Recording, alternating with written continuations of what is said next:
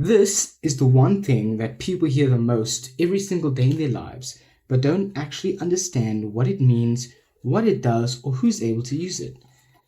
I'm talking about sanctions. Sanctions are restrictive measures that countries or international organizations impose on other nations, groups, or individuals to influence their behavior without military force. That was a lot.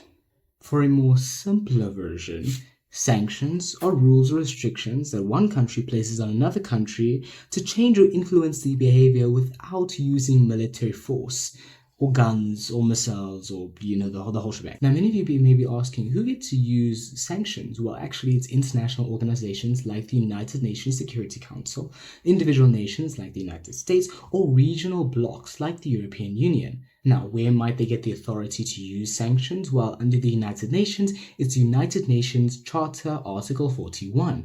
In individual nations like the United States, domestic laws like the International Emergency Economic Powers Act gives them the authority and framework to impose sanctions. Now, there are four main reasons as to why sanctions are implemented.